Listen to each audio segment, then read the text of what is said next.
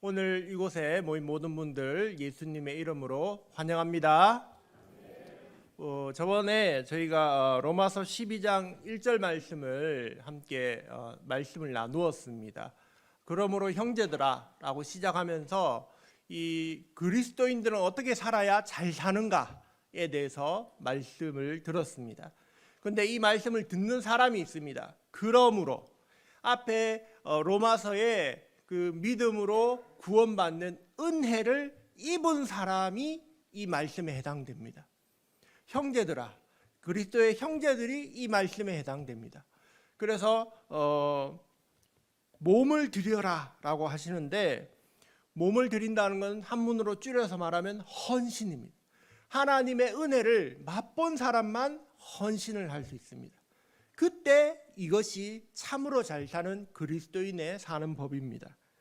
이때 가장 중요한 모범은 바로 예수님이십니다. 예수님이 자신의 몸을 들여서 우리를 살리시고 또 하나님의 말씀에 순종하셨습니다. 그래서 우리가 예수님 믿는 사람이 되면 이제 예수님처럼 나도 남을 위하여 십자가에서 희생하는 그러한 헌신의 삶을 살게 되어 있습니다. 구원의 은혜를 입은 자는 그렇게 삶을 드리면 이것이 하나님이 기뻐하시는 합리적인 예배, 영적 예배가 됩니다. 이게 로마서 12장 1절까지의 말씀이었습니다. 그러면 우리가 어떻게 몸을 드릴지에 대해서 구체적으로 세 가지에 대해서 2절의 말씀으로 나누어 살펴보도록 하겠습니다. 첫 번째는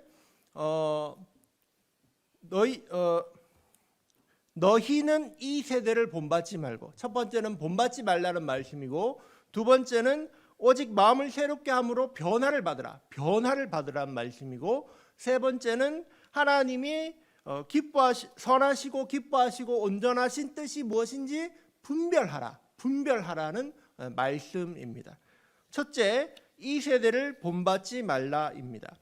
이 세대는 헬라어로 아이온이라고 하는데, 이것은 이 세계를 나타낼 때 크게 두 가지 단어가 있는데, 아이온은 시간적인 개념에서의 이 세계고, 코스모스는 공간적인 개념에서의 세계입니다. 그런데 여기서는 무엇이 사용됐냐면 시간적인 개념이 사용되어졌습니다.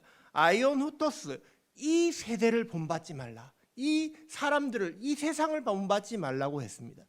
여러분 생각해 보십시오. 우리가 흔히 사용하는 말에 이 세상의 반대말이 뭡니까? 저 세상이죠. 저 세상은 어떤 것입니까? 죽으면 가는 곳이잖아요. 이승과 저승, 이 세상과 저 세상, 이 세상의 반대말은 저것 바로 하나님 나라를 말합니다. 그러니 지금 여기서 말하는 이 세상은 하나님 나라에 반대되는 개념, 하나님께 순종하지 아니하고 하나님을 인정하지 않는 이 세상을 말씀합니다. 그리고 에베소서에서는 어떻게 말씀하시냐면 그때 너희는 그 가운데 행하여 이 세상의 풍조를 따르고 공중권세 잡은 자를 따랐으니 곧 지금 불순종의 아들들 가운데 역사하는 영이라. 즉 이 세상은 어떤 세상인가 하면 이 세상 풍조를 따라가면 하나님께 순종하지 아니하는 불순종의 아들이 되고 공중권세 잡은 자, 마귀의 지배를 받는 그러한 사람이 된다는 것입니다. 그것이 이 세대입니다. 그리고 또 본받는다라는 말은 스케마티존인데, 스케마는 품행과 행동, 외양, 모양을 말합니다.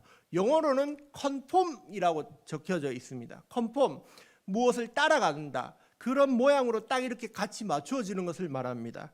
이 세상을 보십시오. 이 세상의 가치관은 어떤가 하면 한 사람들이 따라가면 거기에 다 맞춰 따라가는 거예요. 사람들이 이게 유행이야 그러면 그 옷이 다 입는 거예요. 또 사람들이 이렇게 하더라 하면 그렇게 행동을 다 같이 따라갑니다. 이 세상의 풍조를 우리는 따라가게 돼 있습니다. 이게 사람의 기본적인 마음이죠. 그래서 그 사람이 그 사람 같은 거예요. 이 사람도 저 사람도 똑같이 입었고 똑같은 생각을 하고 똑같은 가치관을 갖고 있으니 사람이 귀하게 보이지 않습니다. 그 사람이 그 사람인데요. 그래서 이 세상의 풍조는 뭐냐면 그러한 가치관을 따라가지 말라는 것입니다. 사람을 경히 여기는, 사람을 소중하게 생각하지 않는 이러한 가치관을 따르지 말라는 말씀입니다. 이 세상은 그렇게 사람이 소중하지 않다라고 하지만 성경은 우리가 소중하다라고 말씀하십니다. 하나님은 우리가 귀하다라고 말씀합니다. 이 생각의 차이가 어디에서 오는 줄 아십니까? 바로 창조론입니다. 이 세상 사람들은 하나님이 세상을 창조하신 것을 믿지 않습니다. 그러나 성경을 믿고 예수님을 믿는 우리들은 하나님이 이 세상을 창조하신 것을 믿습니다. 이것이 어떻게 차이가 나느냐 하면, 이 세상 하나님을 믿지 않는 사람들은 신이 없다라고 생각하고, 신이 없으면 어떻게 이 세상이 만들어졌나라고 생각할 때 우연히 만들어졌다고 생각합니다. 우연히 만들어진 거면 큰 의미가 없기 때문에 이 만들어진 것이 별로 소중하지 않습니다. 그래서 사람들은 허무함을 느끼고 가치를 찾지 못하는 것입니다. 이 세상의 사람들은. 그러나 반대로 기독교는 하나님이 계십니다. 세상을 창조하셨는데 그냥 창조하시지 않고 목적을 가지고 창조하셨습니다. 가치를 두고 세상을 만드셨습니다. 그래서 그 하나하나에 의미가 있고 가치가 있습니다. 세상 가치관은 우연에서 시작하기 때문에 무의미로 흘러가고 무가치로 빠집니다. 그래서 세상에 태어난 사람들이 허무함을 느낍니다. 그러나 기독교는 다릅니다. 우리는 하나님이 공들여서 만들었기 때문에 소중하고 가치 있는 존재입니다. 에베소서 2장 10절에 말씀하시기를 우리는 그가 만드신 바라 그리스도 예수 안에서 선한 일을 위하여 지으심을 받았다고 말씀합니다. 우리가 하나님의 만드신 바 그분의 걸작품이다라고 성경은 말씀합니다. 세상의 가치는 그래서 뭘 중요시하냐 하면 무엇을 많이 가졌는가, 이것을 중요시합니다. 소유의 가치를 둡니다. 그러나 그리스도인들은 다릅니다. 그리스도인들은 존재의 가치를 둡니다. 내가 어떤 사람인가, 이것이 더 중요합니다. 세상의 가치를 따라가는 사람들은 명품을 가졌는가가 중요하지만 그리스도인들은 내가 명품이다 이렇게 말합니다. 가치관이 틀린 거예요. 이 세상은 사람을 무가치하게 보기 때문에 사람을 막대합니다. 그래서 왕따가 있고 학교 폭력이 있고 자신에게 또 한 가치를 두지 않기 때문에 극단적인 선택까지 하게 됩니다. 중국에서 있었던 일입니다. 중국의 한 고아원에서 아이들이 이제 버려지면 걔네들을 모아서 이렇게 고아원을 하는데, 왜 애들이 버려지냐 하면 중국에 인구가 많지 않습니까? 14억도 넘을 텐데, 그래서 원칙이 있습니다. 한 가정 한 아이입니다. 그런데 이 가정에 태어난 아이가 혹시라도 장애가 있거나 뭐 내가 남자아이를 원했는데 여자아이가 태어났다든지 반대라든지 그러면 이 아이를 갖다 버리는 거예요. 안 태어났다 하고 갖다 버리니까 고아들이 있는 거예요. 그래서 걔네들 모아서 고아원을 하는 그 고아원에서 선교사님이 그 아이들에게 너는 특별하단다라는 책을 읽어 주었습니다.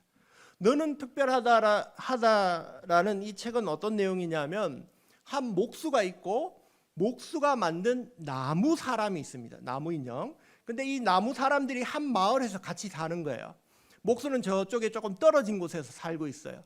근데 이 나무 사람들은 서로 어떻게 하냐면 잘못한 사람에게는 벌점을 붙여줘요. 까만 점을, 벌점을 딱 이렇게 붙여주고 잘한 사람에게는 별점을 붙여줘요. 근데 주인공인 판치넬로가 까만 점 투성인 거예요. 잘못한 일들이 많으니까 서투니까 까만 점으로 온 몸이 이제 덕지덕지 됐는데, 내가 이렇게 살아서는 안 되겠다. 나무 사람이 생각하고 나를 만든 목수를 찾아가자. 그래서 저기 언덕 너머에 있는 목수의 집에 갑니다. 그리고 그분을 만나서 대화합니다. 나를 왜 이렇게 만드셨어요? 나는 실수투성이에요. 근데 그때 그분이 하는 말이 그거예요. 나는 실수하지 않는다. 내가 너를 만든 것은 실수가 아니야. 그분을 만나고 인생의 의미를 깨달은 거예요. 그러자 어떤 일이 벌어졌냐 하면 몸에 덕지덕지 붙어있던 흑점들이 다 떨어져 나가는 거예요. 새 사람이 된 거예요. 그 내용이 바로 너는 특별하단다라는 책의 내용입니다. 이것을 선교사님이 중국어로 번역해서 그 고아들에게 말해 준 것입니다. 그러자 애들이 그 이야기를 듣고는 다 엉엉 우는 거예요. 아무도 나를 소중하다라고 해주지 않았는데 하나님이 나를 소중하다라고 말씀해 주시는구나. 그것을 깨닫고 걔네들이 하나님을 만나게 된 것입니다. 여러분, 세상은 우리를, 사람들을 소중하다라고 말하지 않습니다. 그러나 하나님은 우리에게 넌 참으로 소중하다, 귀하다, 특별하다라고 말씀하십니다. 그래서 우리가 하나님을 믿는 사람은 세상의 풍조, 이러한 것을 따르지 않고 하나님을 따라가는 것입니다. 둘째, 우리가 그럼 또 어떻게 우리의 몸을 들여서 할 것인가? 마음을 새롭게 함으로 변화를 받습니다.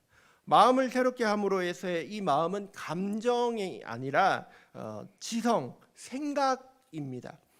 우리가 가진 생각이 세상 생각과는 달라야 되는 것을 말씀합니다. 변화된다의 이 변화는 메타모르포라고 해서 영어로는 트랜스폼, 질적인 변화를 말합니다. 속까지 변하는 것을 말합니다. 그런데 이 명령이 어떻게 돼 있냐 하면 현재 수동태 명령형으로 돼 있어요. 이게 중요해요. 이게 왜 중요하냐 하면 야, 너 좀 변해라. 우리는 이렇게 말하잖아요. 너는 좀 새롭게 되어라 해서 우리는 네가 뭘 하라라고 이렇게 말하지 않습니까? 그런데 성경은 지금 우리에게 뭐라고 말하냐 하면 변화되어라라고 수동태로 명령을 주시는 거예요. 내가 변화되는 게 아니라 변화를 받으라라는 말씀인 거예요. 무슨 변화를 받느냐? 이게 무슨 말이냐 하면 지속적으로, 현재라는 건 지속적으로 변화를 된다는 말인데 우리가 변화받는 자리에 가서 변화를 받으라는 거예요. 내가 나를 변화시키는 것이 아니라 나를 변화시키시는 하나님 앞에 나오면 하나님이 우리를 변화시켜 주신다는 말씀입니다. 변화를 받으라는 것은 하나님 앞으로 끊임없이 나오라는 말씀이죠. 그 환경이 그 사람을 결정합니다. 만약 우리가 늘 TV만 보고 있으면 어떻게 됩니까? 세상 생각으로만 가득 차게 되죠. 그러나 하나님 앞에 나와 기도하고 예배하고 새벽 기도하고 또 3인조 기도하고 우리가 그렇게 하나님 앞에 나가면 우리 자신을 하나님이 변화시켜 주신다는 것입니다. 요한복음 15장에 예수님은 이렇게 말씀하셨습니다. 나는 포도나무요 너희는 가지라 라고 말씀하시면서 이렇게 이어서 앞에서 말씀하십니다. 내 안에 거하라 나도 너희 안에 거하리라. 가지가 포도나무에 붙어 있지 아니하면 스스로 열매 맺을 수 없음 같이 너희도 내 안에 있지 아니하면 그러하리라. 이렇게 말씀하셨습니다.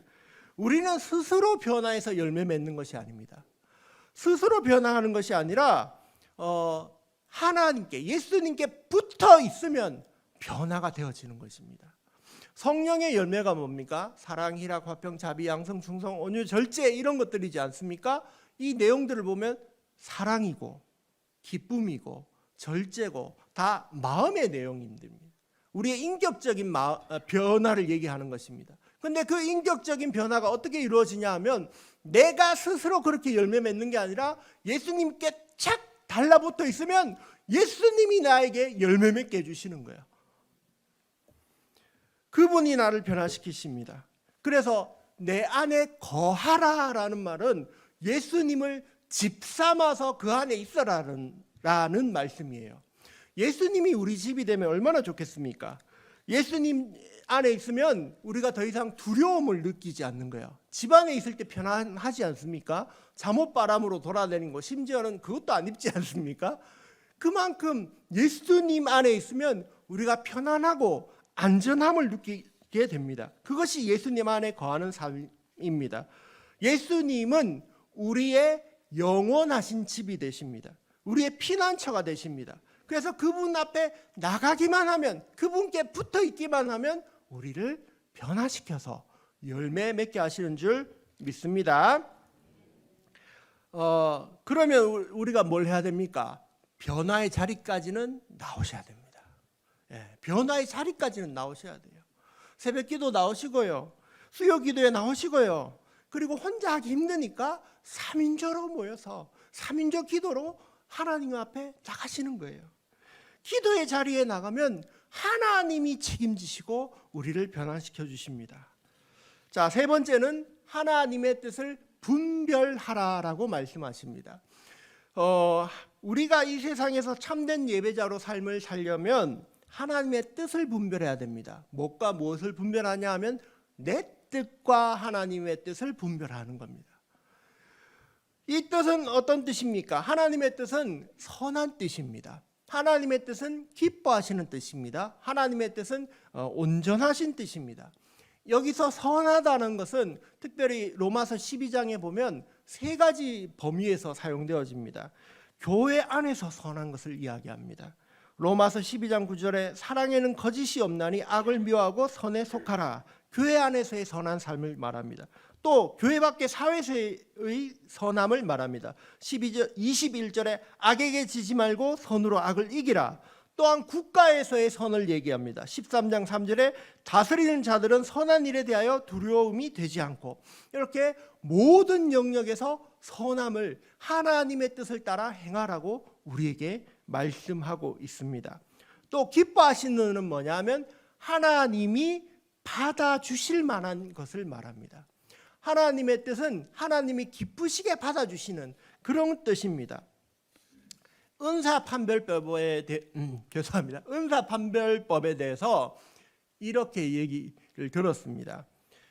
우리가 잘하고 하는 게 좋고 그 일이 하나님께 영광이 되면 그게 은사다, 이런 말을 들었습니다. 그래서 예를 들어 어떤 사람이 밥을 잘 짓습니다. 근데 밥하는 걸 또 좋아해요. 그리고 그 밥하는 걸로 다른 사람을 잘 섬기면 하나님께 영광이 되죠. 그럼 그게 은사인 거예요. 근데 반대로 밥도 잘하고 잘하기도 하고 좋아하기도 하는데 영광이 안 되는 일도 있는 거예요. 어떤 사람은 다른 사람을 너무 잘 때려요. 때리면 막 다쳐요. 근데 그게 너무 좋아요. 하지만 그 일은 하나님께 영광이 되지 않죠. 하나님이 받아주신다는 것은 이런 뜻입니다. 하나님이 기뻐하시는 뜻은 이러한 말씀인 것입니다. 또 온전하다는 것은 완벽하다라는 말입니다. 정신적으로 도덕적으로 완전하다는 것을 의미합니다. 하나님의 뜻은 불량품이 없는 완전한 뜻입니다. 이러한 뜻을 어디서 분별한다고요? 나의 뜻과 하나님의 뜻을 분별하시는 거예요. 분별하는 것은 마치 금을 녹여서 순금으로 만드는 것과 같습니다. 우리가 내 뜻인지 하나님 뜻인지 헷갈릴 때가 있지 않습니까? 그때는 여러분 우리가 선하지 않은 뜻 가운데 하나님의 일을 행하는지 아닌지를 분별하시려면 나의 나태한 모습, 나의 게으른 모습은 제거하셔야 돼요. 순금에서 불순물을 제거하듯이 분별한다는 말은 녹여낸다는 그런 뜻을 가집니다. 그때 하나님의 뜻이 온전히 드러납니다. 하나님의 뜻을 또 가장 쉽게 분별하는 방법이 있습니다. 그것은 바로 다른 사람에게 내가 들은 하나님의 뜻을 말하는 겁니다. 야, 들어봐라. 내가 이번에 말씀을 들으면서 이런 봉사하라는 마음이 있었는데 이렇게 해도 될까라고 주변 사람들에게, 나와 같이 기도한 사람들, 3인조 교회에서 그 말을 하시는 거예요. 말씀을 들은 것을 나 혼자만 갖고 있는 게 아니라 다른 사람에게 말할 때 그 말씀이 분별됩니다. 뜻이 분별되는 것이죠. 분별된다는 것은 또 입증하다라는 뜻이 있습니다. 이 입증한다는 것은 우리가 이 뜻으로 이 땅에서 증인으로 살아감을 이야기합니다. 할렐루야. 결론입니다. 하나님 뜻대로 사는 게 사실은 어려울 수도 있습니다.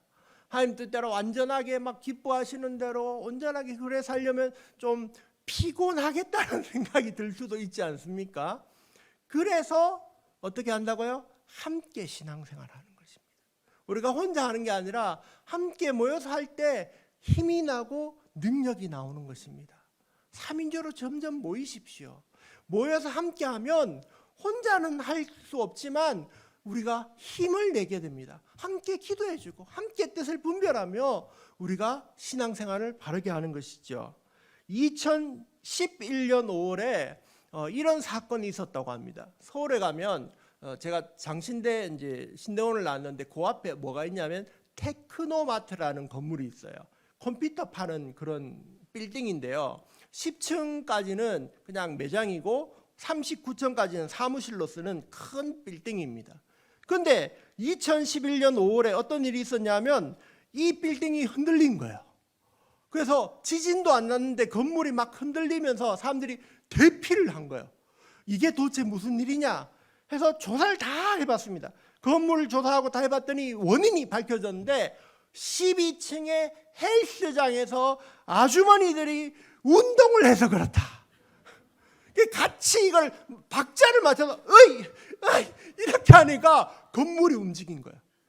모든 물건에는 주파수가 있는데 고유 주파수가 있습니다. 그래서 그 고유 주파수가 맞으면 공진이 일어나는 거예요. 이 아줌마들의 힘은 그렇게 세진 않지만 어이 하면서 같이 하는 게 고유 주파수랑 딱 맞아버리니까 건물이 흔들리는 거예요.